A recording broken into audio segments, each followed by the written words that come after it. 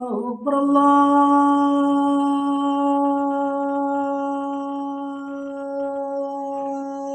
أكبر الله أكبر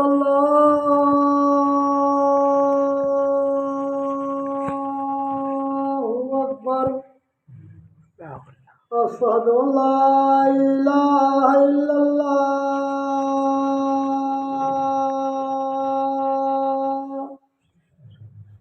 أشهد أن لا إله إلا الله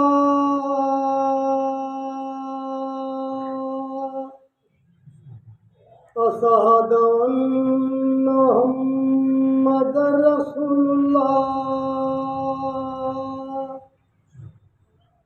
أشهد أن محمدا رسول الله حي على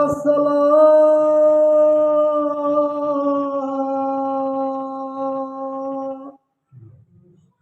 حي على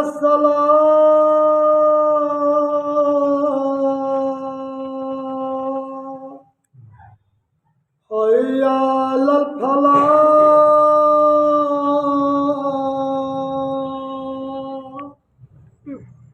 حي على الفلاح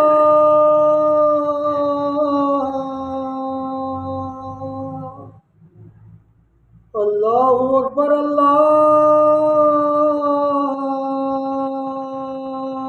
الله أكبر لا إله إلا الله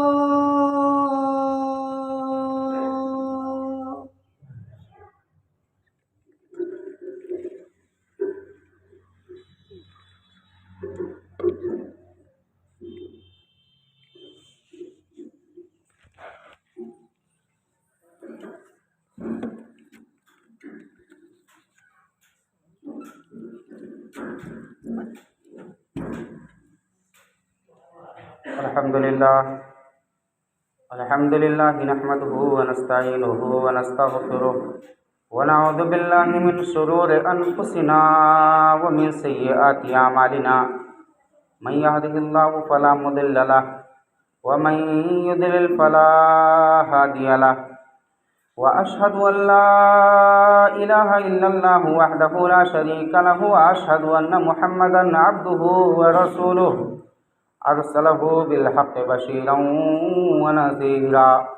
أما بعد فإن خير الحديث كتاب الله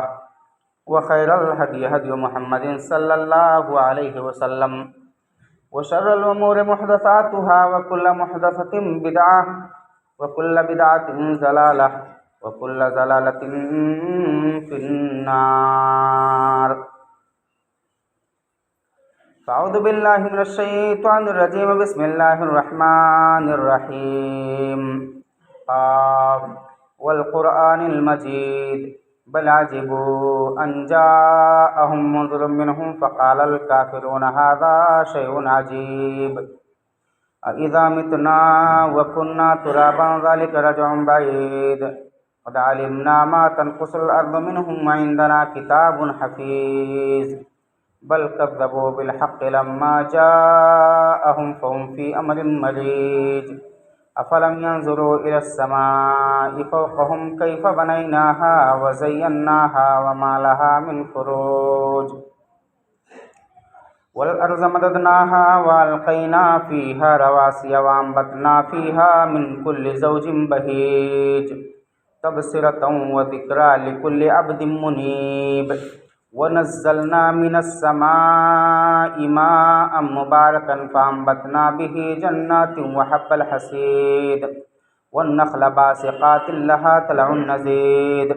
رزقا للعباد وأحيينا به بلدة ميتا كذلك الخروج كذبت قبلهم قوم نوح وأصحاب الرس وثمود وعاد وفرعون وإخوان لوط وأصحاب الأيكة وقوم تبع كل كذب الرسل فحق وعيد أفعينا بالخلق الأول بل هم في لبس من خلق جديد. أعوذ بالله من الشيطان الرجيم. بسم الله الرحمن الرحيم. كل نفس ذائقة الموت وإنما توفون أجوركم يوم القيامة فمن زحزح عن النار وأدخل الجنة فقد فاز وما الحياة الدنيا إلا متاع الغرور. وقال تعالى في موضع آخر كل من عليها فان ويبقى وجه ربك ذو الجلال والإكرام. وقال النبي صلى الله عليه وسلم وهو يعظه لرجل اغتنم خمسا قبل خمس شبابك قبل هرمك وصحتك قبل سقمك وغناك قبل فقرك وفراغك قبل شغلك وحياتك قبل موتك. سامعین کرام، اسلامی بھائیوں، عزیز بچوں، ہر طرح کی تعریف، توصیف، بڑائی، کبریائی، بزرگی اللہ رب العالمین کی ذات کے لیے ہے جس کے ہم سب بندے ہیں۔ درود و سلام کو اللہ کے آخری حبیب محمد عربی صلی اللہ علیہ وسلم کی ذات، آپ کے آل اور آپ کے اصحاب کے لیے جن کی کوششوں کی بدولت ہمیں اور آپ کو اسلام ملا، اسلام کی شناخت کی۔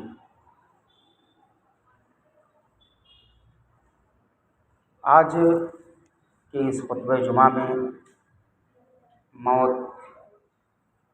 تجہیز و تکفین اور جنازے کے بعض مسائل کو پیش کرنے کی کوشش کروں گا، باری تعالیٰ سے اس دعا کے ساتھ کہ اللہ رب العالمین ہمیں کتاب و سنت کی روشنی میں حق اور سچ بات کہنے کی توفیق دے، ساتھ ہی ساتھ ہم تمام لوگوں کو عمل کی توفیق بخشے، آمین۔ سامعین کرام، اللہ رب العالمین نے ہم سبوں کو پیدا کیا، ہم سب کا ایک متعین وقت ہے، کب تک کس کو کہاں کیسے کس انداز میں رہنا ہے یہ ہم نے کا کوئی بھی انسان جانتا نہیں ہے۔ پیدائش سے لے کر کے وفات تک انسان بہت کچھ کرتا ہے، بڑی ساری چیزوں کے کرنے کے اس کے عزائم اور مقاصد ہوتے ہیں، بہت ساری چیزیں کرنے کو وہ چاہتا ہے،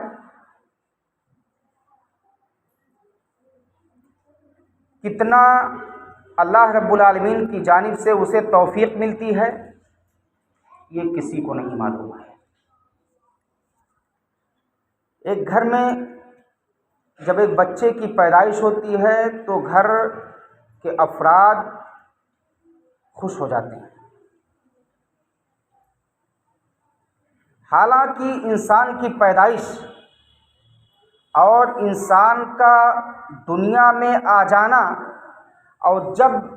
وہ آتا ہے اسی دن سے اس کی زندگی ختم ہونا شروع ہوتی ہے۔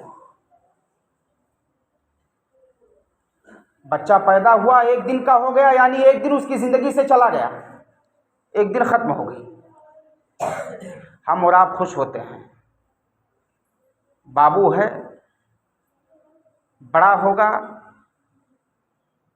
شادی ہوگی، گھر کا نظام درست ہوگا، اچھی باتوں پر عمل کرے گا، چاہت ہوگی۔ بہت سے بچے اچھے ہوتے ہیں، اچھائی پر عمل بھی کرتے ہیں۔ بہت سارے بچے شروع سے ہی ماں باپ کی لاڈ پیار پا کر کے شریر ہو جاتے ہیں اور شرارت پر ڈٹے اور جمے رہتے ہیں۔ والدین کو اتنی توفیق نہیں ملتی ہے کہ اپنے بچے کی صحیح تربیت کر لے جائیں یا اس کی غلطی پر اس کی تذکیر کر دیں۔ یہ سب دنیا کا نظام ہے، چلتا ہے۔ ایک دن آتا ہے کہ جب اسی بچے کی وفات ہوتی ہے تو گھر کے افراد مغموم ہو جاتے ہیں، یا وہ بچہ موجود ہوتا ہے، اس کے سامنے اس کے کسی عزیز کی وفات ہوتی ہے، اس کے گھر کے کسی دوسرے فرد کی وفات ہوتی ہے. دنیا کا نظام اس حیثیت سے بھی چلتا ہے کہ ایک کی وفات ہوتی ہے، دوسرے کی آمد ہوتی ہے. اور یہ ساری چیزیں ایک انسان برداشت کرتا ہے. اگر برداشت نہ کرے پھر دنیا کا نظام درہم برہم ہو جائے گا، اہل دنیا پریشان ہو جائیں گے، انارکی پھیل جائے گی، معاشرے کا نظام خراب اور برباد ہی نہیں بلکہ بد سے بدترین ہو جائے گا. اللہ رب العالمین نے فرمایا کہ جب انسانوں پر کوئی ایسی مصیبت اور ناگہانی آئے تو ایسے موقع سے اللہ رب العالمین نے ایک دعا قرآن مجید کے اندر ارشاد فرمایا ہے کہ مومنین کہیں انا للہ و انا الیہ راجعون، کہ ہم سب اللہ کے لیے ہیں اور اسی اللہ کی طرف ہمیں لوٹ کر کے جانا ہے. آج کسی کی وفات ہوتی ہے، معاشرے کے افراد اس سے عبرتیں نہیں لیتے ہیں، اس سے نصیحتیں نہیں پکڑتے ہیں، مست ہوتے ہیں، خوشی میں جھوم جاتے ہیں. ہمیں اور آپ کو ایسے موقع پر سمجھنا چاہیے کہ ان مصیبتوں سے ہمیں آج نہیں تو کل ضرور اللہ رب العالمین آزمائے گا. یہ دنیا کی جو زندگی ملی ہے یہ چند روزہ ہے، ایک نہ ایک دن ہمیں اس دنیا سے جانا ہوگا. جانے سے پہلے، وفات سے پہلے ایک انسان کو اللہ رب العالمین سے ملنے کی فکر کرنی چاہیے، اس سے شرف ملاقات کا خوگر بننا چاہیے.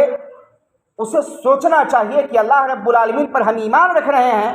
اس کی ذات پر، اس کی الوہیت پر، اس کی ربوبیت پر، اس کے اسماء و صفات پر اور اس کے کل نظام کے چلانے پر، اس کے پریشانیوں کو نازل کرنے اور انسان سے پریشانیوں کو دور کرنے پر وغیرہ وغیرہ تمام چیزوں پر ہمارا ایمان ہے. لیکن ہم نے اس کو دیکھا نہیں ہے، اس کو مکمل انداز میں سمجھا نہیں ہے. ایمان ہے. اللہ رب العالمین سے ہمیں اور آپ کو ملاقات بھی کرنا ہوگا تو ہم اس سے ملاقات کے لیے مکمل بندوبست دنیا کے اندر کر لیں، اور جب اللہ رب العالمین سے ہماری ملاقات ہو تو ہمیں وہاں رسوائی کا سامنا نہ کرنا پڑے. ہم ایک ایسے دین کے ماننے والے ہیں جو دین سب سے بہترین دین ہے، اللہ رب العالمین کا پسندیدہ دین ہے. اللہ رب العالمین نے اس دین کے پرچار کے لیے اپنے آخری نبی محمد عربی صلی اللہ علیہ وسلم کو مبعوث فرمایا، نبوت و رسالت عطا کیا، نبوت و رسالت کا خاتمہ بھی آپ کو فرمایا، آپ کو ایک عظیم الشان اور محتم الشان کتاب دی جس سے ہم اور آپ قرآن مجید کے نام سے جانتے ہیں. یہ مل جانا کمال نہیں ہے، قرآن مل جانا، نبی مل جانا یہ کمال نہیں ہے، بلکہ کمال تو تب ہے کہ ہم رسول کے مقام کو سمجھیں، رسول کے مرتبے کو سمجھیں، اور اللہ رب العالمین نے جو کتاب نازل کی ہے قرآن مجید اس کی اہمیت کو سمجھیں، اس کی فضیلت کو سمجھیں، اور اس کتاب میں اللہ رب العالمین نے جن کاموں کو ہمیں اور آپ کو کرنے کا حکم دیا ہے ہم انہیں بجا لائیں، اور جن کاموں سے ہمیں روکا ہے اس سے رک جائیں، تب کمال ہے. بصورت دیگر اسلام میں داخل ہونے کے بعد بھی انسان اسلام سے دور ہو سکتا ہے، اور شرف ملاقات جب اللہ سے کرے گا تو اس ملاقات کے وقت رسوائی بھی ہو سکتی ہے. اللہ رب العالمین کا پیارا فرمان ہے کل نفس ذائقۃ الموت وانما توفون اجورکم یوم القیامہ فمن زحزح عن النار وادخل الجنۃ فقد فاز وما الحیاۃ الدنیا الا متاع الغرور. یہاں اس آیت کریمہ کے اندر اللہ رب العالمین نے انسانوں کو اس چیز کی جانب تلقین کی ہے کہ ہم اور آپ یا معاشرے کے افراد چھوٹے ہوں یا بڑے، امیر ہوں یا غریب، محتاج ہوں یا فقیر، سب کو موت کا مزہ چکھنا ہے. اور یہیں پر ایک چیز ہمیں اور آپ کو جاننا چاہیے کہ دنیا کے اندر تمام چیزوں میں لوگوں نے اختلاف کیا، تقدیر اور تقدیر کے مسائل، اللہ رب العالمین پر ایمان اور ایمان کے مسائل، نبی پر ایمان اور ایمان پر مسائل، قرآن اور قرآن کے مسائل اور قرآن پر مسائل، دیگر چیزوں کے تعلق سے تمام لوگوں نے اختلاف کیا، لیکن موت یہ ایسی اٹل اور اٹوٹ اور مضبوط اور مستحکم حقیقت ہے کہ اس کے تعلق سے کسی نے کبھی کوئی اختلاف نہیں کیا۔ موت آنی ہے، آنی ہے۔ موت کا مزہ چکھنا ہے، چکھنا ہے۔ کب چکھنا ہے اس کے تعلق سے کسی کو کوئی خبر نہیں ہے، اس کا علم اللہ رب العالمین کو ہے۔ آگے اللہ رب العالمین نے فرمایا وَإِنَّمَا تُوَفَّوْنَ أُجُورَكُمْ يَوْمَ الْقِيَامَةِ، اور موت کے بعد جب ایک بندہ اللہ رب العالمین سے ملاقات کرے گا، بروز قیامت اللہ رب العالمین اپنے اس بندے کے کیے ہوئے اعمال کا پورا پورا بدلہ دے گا۔ اللہ رب العالمین رحیم ہے، کریم ہے، شفیق ہے، منان ہے، حنان ہے، ہر اعتبار سے اس کے ذات سے رحمت اور رحمت کی جملہ اوصاف منسلک ہے۔ یعنی بندوں کو بدلہ دینے میں اللہ رب العالمین بخیلی سے کام نہیں لے گا۔ جتنا جو کیا ہے وہ اس کو ضرور اللہ رب العالمین کے جناب میں دیکھے گا، اس کو پائے گا۔ حتیٰ کہ انسان کا معاملہ یہ ہے کہ وہ اپنے کیے ہوئے کرتوت سے زیادہ انعام اللہ رب العالمین کے جناب میں پائے گا۔ آگے اللہ رب العالمین نے فرمایا فَمَنْ زُحْزِحَ عَنِ النَّارِ وَأُدْخِلَ الْجَنَّةَ فَقَدْ فَازَ، کامیاب وہ ہے جسے اللہ رب العالمین اپنی جہنم سے دور کر دے، اپنے جہنم سے بچا لے اور اپنی بنائی ہوئی جنت کے اندر داخل کر دے، وہ شخص کامیاب۔ انسان دنیا کے اندر پوری زندگی بسر کرتا ہے، تمام چیزوں میں ایک دوسرے سے اختلاف کر سکتا ہے، لیکن اللہ رب العالمین سے جنت کے حصول میں اختلاف نہیں کرے گا، چاہے گا کہ ہمیں جنت دی جائے۔ ایک بدکار ہے، ایک غلط کار ہے، ایک سیاہ کار ہے، وہ غلطیاں کر رہا ہے، وہ بھی یہی چاہتا ہے کہ اللہ رب العالمین کی جنت ہمیں نصیب ہو جائے۔ تو مرد مومن اور انسان ہمیشہ یہ اللہ رب العالمین سے بھلائی کے طالب ہوتے ہیں، گرچہ وہ عمل برائی کا کریں، لیکن طلب بھلائی کی ہوتی ہے، طلب بھلائی کی ہوتی ہے۔ آگے اللہ رب العالمین نے فرمایا وَمَا الْحَيَاةُ الدُّنْيَا إِلَّا مَتَاعُ الْغُرُورِ، یہ دنیاوی زندگی جو ہم اور آپ بسر کر رہے ہیں، خوش ہیں اس زندگی سے، اس سے دھوکے کا ایک ذریعہ ہم اور آپ سمجھیں۔ یہ آزمائشوں کی جگہ ہے، یہ فتنوں کی جگہ ہے۔ ہم اور ہمارے بھائی ایک دوسرے سے اختلاف کرتے ہیں اور بڑے سارے مسائل میں اختلاف کر جاتے ہیں، اختلاف فتنہ بھی بن جاتا ہے، اختلاف ایک دوسرے کے قتل کا سبب بھی بن جاتا ہے، لیکن کس لیے؟ اسی دنیا کو حاصل کرنے کے لیے، جبکہ یہ دنیاوی زندگی یہ گھاٹے کا سودا ہے۔ ایک نہ ایک دن ہمیں اور آپ کو اللہ رب العالمین کے پاس لوٹ کر کے جانا ہوگا، اس لیے ہمیں اور ہم تمام لوگوں کو اللہ رب العالمین کی تعلیمات پر عمل کرنا چاہیے، اس کی تعلیمات سے متنفر اور دور نہیں ہونا چاہیے۔ ایک دوسرے مقام پر اللہ رب العالمین نے ارشاد فرمایا کل من علیہا فان ویبقى وجہ ربک ذو الجلال والاکرام، دنیا کی تمام چیزیں فنا ہونے والی ہیں، باقی رہنے والی ذات اللہ رب العالمین کی ہے۔ یہاں بھی درس عبرت ہے۔ نبی اکرم صلی اللہ علیہ وسلم کی ایک حدیث ہے، آپ ایک آدمی کو نصیحت کر رہے ہیں، آپ فرماتے ہیں اغتنم خمسا قبل خمس، 5 چیزوں کو 5 سے پہلے غنیمت سمجھو۔ ان میں سے پہلا کیا ہے؟ شبابک قبل حرمک، اپنی جوانی کی زندگی کو اپنے بڑھاپے کی زندگی سے پہلے اسے غنیمت سمجھو۔ یعنی جوانی میں عبادتیں کر جاؤ، بڑھاپے کا انتظار مت کرو، بوڑھے ہو جائیں گے، جب جسم کے اعضاء و جوارح جواب دینے لگیں گے، ہم چلنے پھرنے سے محروم ہو جائیں گے، ہم سلیقے سے چل نہیں پائیں گے، تب ہم اللہ رب العالمین کی عبادتیں کریں گے، تب ہم توبہ استغفار کریں گے۔ کیا پتہ ہم نوجوان ہیں، ہم آپ سے محو گفتگو ہیں، ہم یہاں سے خطاب کر رہے ہیں، خطاب کے بعد ہمارا معاملہ کیا ہو ہمیں نہیں معلوم۔ اس لیے جو زندگی انسان کو میسر ہو وہ اسے غنیمت سمجھے، بڑھاپے کا انتظار نہ کرے کہ بڑھاپا آئے گا تب ہم اللہ رب العالمین کی عبادتیں کریں گے۔ ایک دوسری نصیحت نبی اکرم صلی اللہ علیہ وسلم نے فرمایا کہ اپنی توانائی کی زندگی کو، اپنی صحت یابی کی زندگی کو، اپنی فارغ البالی کی زندگی کو اپنی بیماری کی زندگی سے پہلے غنیمت سمجھو۔ انسان ہے، بیماریاں کبھی بھی آ سکتی ہیں، کوئی پتہ نہیں، بیماریوں میں گھر سکتا ہے، اور گھرنے کے بعد اللہ رب العالمین کے ذکر و اذکار سے، اس کی تسبیح و تحلیل سے، اس کی تحمید سے، اس کی بڑائی و بزرگی کو بیان کرنے سے وہ محروم ہو سکتا ہے۔ اس لیے بیماری آنے سے پہلے صحت مندی کی زندگی کو انسان کو غنیمت سمجھنا چاہیے۔ نبی اکرم صلی اللہ علیہ وسلم آگے فرماتے ہیں وَغِنَاكَ قَبْلَ فَقْرِكَ، محتاجگی کی زندگی کو، قلاشگی کی زندگی کو، تسول کی زندگی کو، اپنے مالداری کی زندگی، تسول کی زندگی سے پہلے اپنے مالداری کی زندگی کو غنیمت سمجھو۔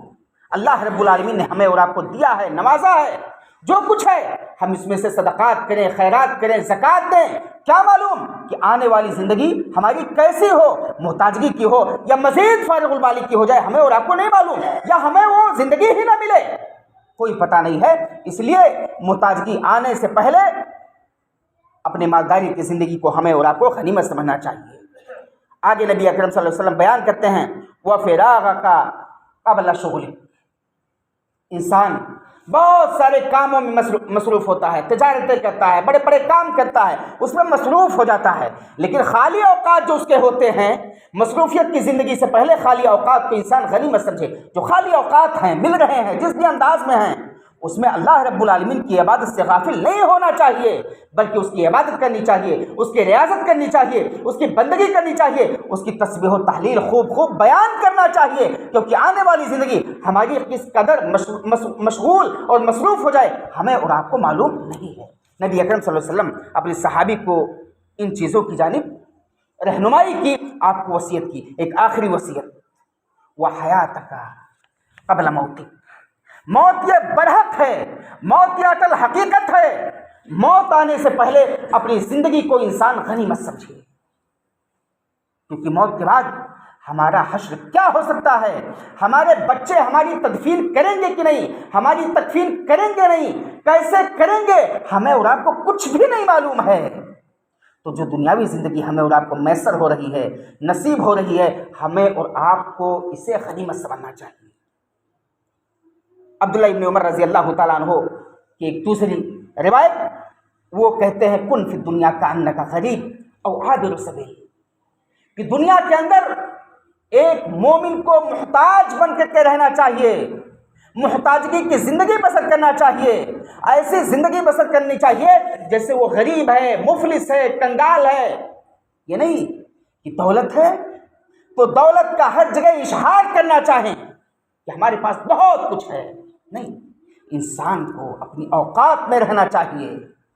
انسان کو اللہ رب العالمین کا خوف کھانا چاہیے، اس کی سزا سے ڈرنا چاہیے۔ یہ ہماری مالیں، ہماری ملکیتیں کب ہمارے خلاف ہو جائیں، کب ہم سے اللہ رب العالمین چھین لے، ہمیں اور آپ کو نہیں معلوم ہے۔ اس لیے ایک انسان کو غربت و افلاس کی زندگی بسر کرنی چاہیے، اور عابر سبیل، یا ایسے اس دنیا کے اندر رہنا چاہیے جیسے کوئی مسافر ہو، چل رہا ہے، اور مسافر کا معاملہ ہوتا ہے کہ اس کے پاس تمام تر وسائل جو ایک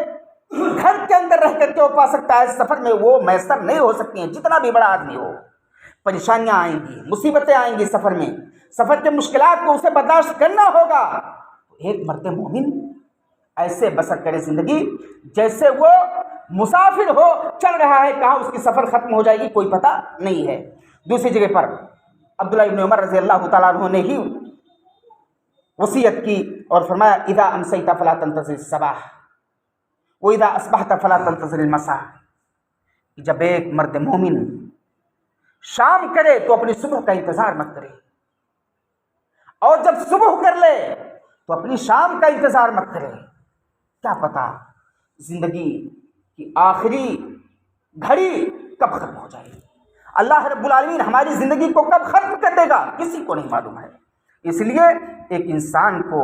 اللہ کا ہو کر کے زندگی بسر کرنا چاہیے، اللہ والا بن کر کے زندگی بسر کرنا چاہیے، اور اللہ اس کے رسول کی تعلیمات پر حتی المقدور عمل کرنا چاہیے۔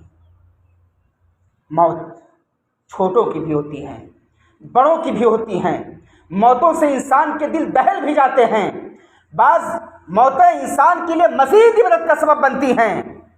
ایک انسان کے یہاں جو ایک تخمینی وقت ہوتا ہے کہ آدمی پیدا ہوا، بچہ پیدا ہوا، جوان ہوگا، جوان ہوا، بوڑھا ہو جائے گا، بوڑھا ہو گیا، اور پھر اس کے بعد اس کی زندگی ختم ہو جائے گی۔ تو یہاں سمجھنا چاہیے کہ کوئی ضروری نہیں ہے کہ ہر انسان بڑھاپے کی دہلیز تک پہنچے اور بڑھاپے کی زندگی پائے اور پھر اس کے بعد اس کی وفات ہو۔ بچے بھی، جوان بھی، بوڑھے بھی وفات پا سکتے ہیں۔ یہ نظام اللہ رب العالمین کے ہاں ہے کہ اس کو کب اٹھائے گا، اس سے وہ علم والا ہے، اس کو سمجھنے والا ہے، اور وہ اپنی منشا کے مطابق جس کو جب چاہتا ہے اٹھاتا ہے۔ ایک مرد مومن کو اللہ کا ہو کر کے زندگی بسر کرنا چاہیے۔ وفات کے بعد بعض چیزیں جو معاشرے کے اندر رائج ہیں، کسی حد تک غلط بھی ہیں، تعزیت کے مسائل۔ وفات کے بعد کسی کے یہاں بھی وفات ہو بلا تفریق، معاشرے کے اندر ایک چیز یہ بھی رائج ہے کہ فلاں کا خاندان بڑا اونچا ہے، فلاں کا بڑا نیچا ہے۔ لا فضل لعربی علی عجمی، نبی اکرم صلی اللہ علیہ وسلم نے نسخہ بتلا دیا ہے کہ کسی عربی کو کسی عجمی پر کوئی فضیلت نہیں ہے۔ انا خلقناکم من ذکر و انثی وجعلناکم شعوبا وقبائل لتعارفوا ان اکرمکم عند اللہ اتقاکم۔ اللہ رب العالمین نے بیان کیا کہ ہم نے تمام انسانوں کو ایک مرد اور ایک عورت سے پیدا کیا ہے۔ وجعلناکم شعوبا وقبائل لتعارفوا، اور پھر میں نے ان کو مختلف جماعتوں میں تقسیم کر دیا تاکہ آپس میں ایک دوسرے کی شناخت برقرار رہے۔ ان اکرمکم عند اللہ اتقاکم، سب سے بہترین کون ہے؟ یہاں خاندان نہیں دیکھا جا رہا ہے، یہاں نسلیں اور نسبتیں نہیں دیکھی جا رہی ہیں، بلکہ اللہ رب العالمین نے فرمایا ان اکرمکم عند اللہ اتقاکم، بہترین وہ ہے اللہ رب العالمین کے نزدیک کتاب و سنت کی تعلیمات کے مطابق جو صاحب تقوی ہو، جو اللہ رب العالمین سے ڈرنے والا ہو، جو نیکوکار ہو، جو بزرگ ہو، جو اچھا ہو، جو کتاب و سنت کی تعلیمات پر عمل کرنے والا ہو، روزہ نماز کا پابند ہو، غیبت و چغلی سے اجتناب کرنے والا ہو، یہ اللہ رب العالمین نے معیار بتلایا ہے۔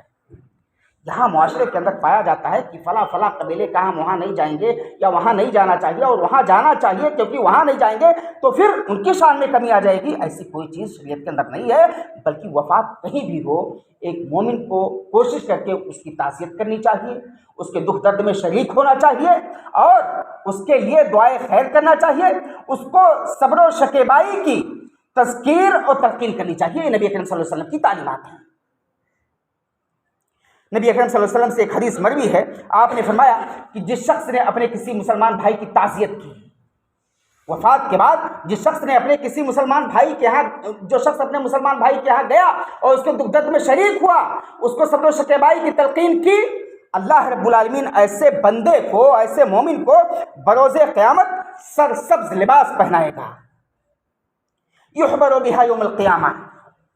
حدیث کا الفاظ ہے یحبر بہا یوم القیامہ، لوگ دیکھ کر کے بروز قیامت اس پر رشک کریں گے۔ ایسا لباس اللہ رب العالمین، ایسا خوبصورت لباس اللہ رب العالمین پہنائے گا کہ دیکھنے والے رشک کریں گے کہ کاش وہ لباس مجھے بھی مل جاتا، اللہ رب العالمین اس لباس سے مجھے بھی نواز دیتا۔ یہ فضیلت ہے تعزیت کی۔ نبی اکرم صلی اللہ علیہ وسلم کی ایک دوسری حدیث، حق المسلم والمسلم ست اذا لقیتہ فسلم علیہ واذا دعاک فاجبہ وَإِذَا اسْتَنْصَحَكَ فَانْصَحْهُ وَإِذَا عَطَسَ فَحَمِدَ اللَّهِ فَشَمِّتْهُ وَإِذَا مَرِضَ فَعُدْهُ وَإِذَا مَاتَ فَاتَّبِعْهُ، کہ جب ایک مرد مومن کی وفات ہو جائے، یہاں اس حدیث کے اندر بڑی ساری تعلیمات ہیں، لیکن میرے موضوع سے جو تعلق ہے کہ جب ایک مرد مومن کی وفات ہو جائے تو کوشش کر کے دوسرے مسلمانوں کو اس کے جنازے میں شریک ہونا چاہیے۔ جنازے میں شرکت کا ثواب بہت زیادہ ہے۔ نبی اکرم صلی اللہ علیہ وسلم کی حدیث ہے کہ جو شخص کسی مسلمان بھائی کے جنازے میں شریک ہوتا ہے اللہ رب العالمین اسے 1 قیراط ثواب دیتا ہے، 1 قیراط، اور جو اس کی تدفین تک یعنی جنازے کی نماز پڑھنے کے بعد دعا تک جو شخص شریک ہوتا ہے، رہتا ہے، موجود ہوتا ہے، اپنے اس بھائی کے لیے دعا کرتا ہے، اللہ رب العالمین ایسے شخص کو 2 قیراط ثواب دیتا ہے۔ اور قیراط کی تشریح محدثین نے جو کیا ہے، احد پہاڑ کے برابر بعض لوگوں نے کیا ہے، اور بعض لوگوں نے کہا کہ اس سے زیادہ ثواب اللہ رب العالمین اپنے ایک مرد مومن کو عطا کرتا ہے۔ یہاں معاشرے کا معاملہ ہے، جو برائی ہمارے معاشرے کے اندر بڑی سختی اور شدت سے پنپ رہی ہے، جنازے میں شریک ہو جاتے ہیں، 2 گھنٹہ 3 گھنٹہ انتظار بھی کر لیتے ہیں کہ ابھی نماز نہیں ہوئی، ہم یہاں سے رخصت نہیں ہوں گے۔ اس کے بعد جیسے ہی میت کو دفنایا جاتا ہے، فوراً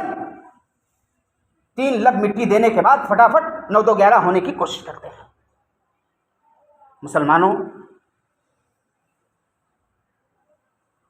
ہماری دعائیں، ہماری تذکیر، ہماری اپنے بھائی سے ہمدردی، اس کا فائدہ ہمارے اس میت کو پہنچتا ہے۔ میت جانے والا دنیا سے رخصت ہو چکا ہے، وہ لوٹ کر کے نہیں آئے گا، وہ کسی قیمت پر نہیں آ سکتا ہے، جو گیا وہ گیا۔ کیا ہم اور آپ اپنے بھائیوں کے لیے اتنے بھی ہمدرد نہیں ہیں کہ 2 گھنٹہ برداشت کرنے کے بعد 5-7 منٹ اور برداشت کر لیں، 10 منٹ اور برداشت کر لیں، اور اس کے لیے دعائے خیر کر کے پھر واپس ہوں اور 2 قیراط ثواب کو حاصل کرنے والے بن جائیں؟ ضرور بھی ضرور ہونا چاہیے اور اس کا طالب ہونا چاہیے۔ لیکن معاشرے کے افراد جنازے کے بعد فوراً بھاگنے کی کوشش کرتے ہیں، یہ بہت غلط عمل ہے، اور ایسے لوگوں کو سمجھنا چاہیے کہ اللہ رب العالمین نے جو 2 قیراط رکھا ہے، مکمل 2 قیراط سے ایسے لوگ ضرور بالضرور محروم ہوں گے، اور ان کا حق ہے کہ وہ محروم ہوں۔ ایک اور چیز، دعا سے پہلے کسی کو ایمرجنسی ہے، کوئی اور ضرورت پیش آ گئی ہے، کسی دوسری جنازے میں شریک ہونا ہے، کہیں جا کر کے جنازہ پڑھانا ہے، کوئی دوسرا پروگرام اٹینڈ کرنا ہے، یہاں تاخیر ہو رہی ہے، تو کچھ لوگ جا سکتے ہیں، لیکن انہی کچھ لوگوں کو بنیاد بنا کر کے اگر اکثر لوگ غائب ہو جائیں تو یہ بڑی ہی معیوب بات ہے، بڑی غلط بات ہے۔ جو جا رہے ہیں وہ 2 قیراط سے تو محروم ہو رہے ہیں، آپ کو کیا فائدہ مل رہا ہے؟ آپ بھی جا رہے ہیں انہی کے پیچھے، اس کا مطلب آپ بھی نہیں چاہتے ہیں کہ آپ کو 2 قیراط ثواب ملے۔ تو یہ ساری چیزیں آئے دن معاشرے کے اندر بڑھ رہی ہیں۔ ایک اور مسئلہ نوحہ کا معاملہ ہے۔ شوہر کی وفات ہوتی ہے،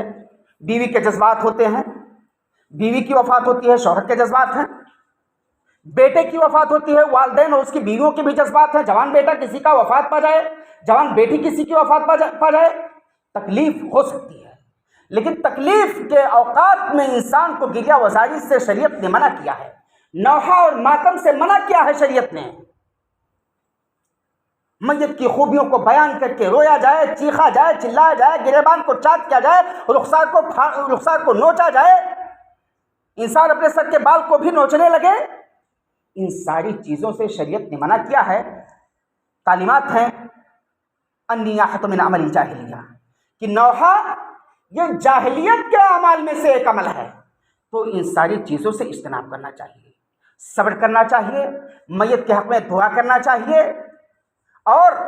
اگر ہو سکے کچھ بول سکے آدمی تو میت کے محاسن کو ہی بیان کرے، میت کے نقائص کو بیان کرنے کی شریعت نے اجازت نہیں دی ہے۔ اور ہر حال میں اپنے پیارے بھائی یا بہن کا وہ ہمدرد بنے۔ باری تعالیٰ سے دعا ہے کہ اللہ رب العالمین ہم تمام لوگوں کو جنازے کے ان مسائل یا میت کے تعلق سے ان مسائل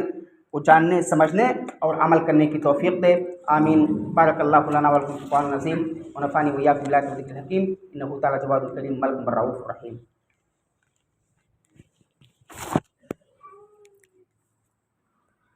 الحمدللہ